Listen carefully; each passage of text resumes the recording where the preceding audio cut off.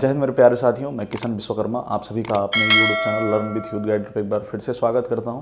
कैसे हैं आप सभी? आशा करते हैं आप लोग बहुत अच्छे होंगे और आपकी तैयारी भी बहुत अच्छे से चल रही होगी। तो आज की वीडियो में दोस्तों हम लोग बात करेंगे कि यूपीएसआई का कट ऑफ कितना जाएगा, क्या जो लोग सेक्शन में फेल हैं उनको भी रनिंग के लिए बुलाया जाएगा या नहीं बुलाया जाएगा, आपके फिजिकल जो हैं वो कब से शुरू हो जाएंगे और कब तक चलेंगे, इन सारी चीज़ों पे हम लोग बात करने वाले हैं।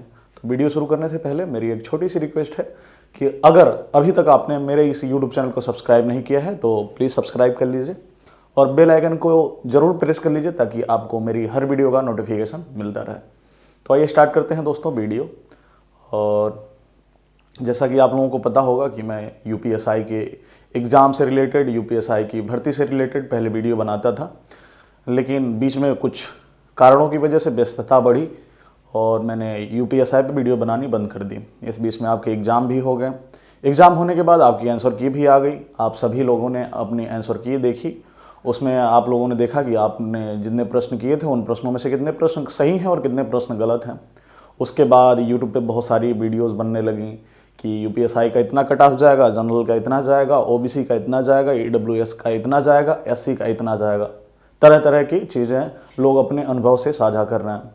तो मैं भी यहाँ पे अपना अनुभव ही साझा करने आया हूँ। मेरे भी पास कोई सटीक इनपुट नहीं है, एक ही अनुभव और एक अनुमान के तहत मैं सारी चीज़ें आपको बताने वाला हूँ। तो आइए अब बात करते हैं कि दोस्तों कट ऑफ कितना जाएगा। तो दोस्तों एक रियलिटी मैं आपको बता दूं कि अभी आप कट ऑफ कितना जाएगा इन चीज़ों के बारे में सोचिए ही मत। यदि आप हर सेक्शन में 35% लेके आ रहे हैं और आपका मार्क यानी कि आपका जो क्वेश्चन है वो 80 क्वेश्चन आपके सही हो रहे हैं, तो आप सारी चीज़ें अपने दिमाग से निकाल के और अभी से रनिंग स्टार्ट कर दीजिए, ठीक है? क्योंकि रनिंग के लिए आपको बहुत ज़्यादा टाइम नहीं मिलेगा। बहुत जल्द आपके फिजिकल भी शुरू हो जाएंगे। सबसे पहले डीवी होगा आपका, डीवी के बाद आपका फिजिकल शुरू हो जाएगा, ठीक है? भले ही आप किसी भी कैटेगरी से आते हैं, आप जनरल से आते हैं, आप ओबीसी से आते हैं, आप ईडब्ल्यूएस से आते हैं, आप एससी एसटी किसी भी कैटेगरी से आते हैं, यदि आपके 80+ क्वेश्चन सही हो रहे हैं और आपने हर सब्जेक्ट से 35% मार्क गेन किए हैं, तो अब आपको बिना देर किए अपनी रनिंग स्टार्ट कर देनी चाहिए, ठीक है? ये तो रही कट ऑफ की बात। इसके बाद हम बात कर लेते हैं कि आपका जो रिजल्ट आएगा यानी कि डीबी के लिए आपको बुलाया जाएगा, वो कब से बुलाया जाएगा। तो दोस्तों एक बहुत अच्छे यूट्यूबर हैं और यूपी पुलिस में सर्विस भी करते हैं, जिनको आप लोग जानते होंगे, धर्मराज कभी साहर, शायद यही नाम है उनका, धर्मराज कभी साहर। तो उन्होंने आज एक वीडियो बनाई है, उसमें बताया है कि जो यूपीएसआई का परिणाम है ये 25 दिसंबर और 3 जनवरी के पहले घोषित कर दिया जाएगा, ठीक है? अब इससे बड़ा सटीक इन्फॉर्मेशन तो कुछ हो ही नहीं सकता, क्योंकि देखिए वो सर्विस में है और हमसे ज़्यादा अन्य भी जितने यूट्यूबर हैं उनसे ज़्यादा उनके पास अनुभव है इन चीज़ों का, और कहीं ना कहीं ज़रूर उनको कहीं ना कहीं से कोई इनपुट मिला होगा, तभी उन्होंने ऐसा बोला है कि जो आपका रिजल्ट है वो 25 दिसंबर से घोषित कर दिया जाएगा और जो आपका फिजिकल है वो जनवरी स्टार्टिंग में स्टार्ट हो जाएगा, या जनवरी 10 या 15 दिन जाने के बाद फिजिकल स्टार्ट हो जाएगा। और मेरा भी ये मानना है कि जो आपका फिजिकल है दोस्तों वो जनवरी में मान के चलिए कि 85% स्टार्ट हो जाएगा।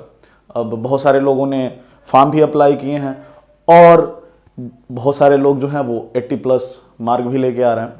तो जाहिर सी बात है कि जो आपका फिजिकल है वो 2-3 फेज़ में होने वाला है। 2-3 फेज़ का मतलब मान के चलिए कि 1 हफ्ते या 2 हफ्ते तक तो आपका फिजिकल चलेगा ही, हर सूरत में चलेगा, ठीक है?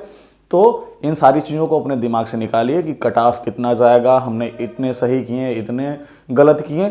जो चीज़ मैंने आपको शुरू में बताई, अगर आपके 80+ नंबर आ रहे हैं तो आप बेझिझक हर चीज़ों को, दिमाग से फालतू चीज़ों को निकाल के फिजिकल की तैयारी करिए। और साथ में जो आपका अगला एग्ज़ाम है, यदि आपने ग्रुप डी का फॉर्म फिलअप किया है या कोई अन्य एग्ज़ाम है, एनटीपीसी सीबीटी 2 का एग्ज़ाम है, तो उसकी भी तैयारी करते रहिए।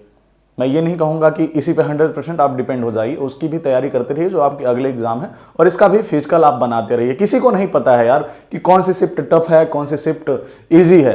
हर कोई बता रहा है कि जो 3rd फेज का एग्जाम हुआ है वो आसान हुआ है।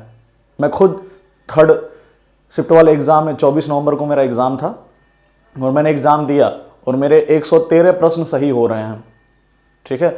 और जो आपका थर्ड फेज वाला एग्ज़ाम था, इसमें भी पेपर टफ आए हैं। ऐसी बात नहीं है कि इसमें बहुत इजी प्रश्न थे। मैंने जब अपना पेपर दिया, मैंने पेपर को अटेम्प्ट किया तो मतलब प्रश्नों को देख के मेरी हालत ख़राब हो गई। मेरा हाथ कांपने लगा था जब मैंने हिंदी और जीएस को देखा।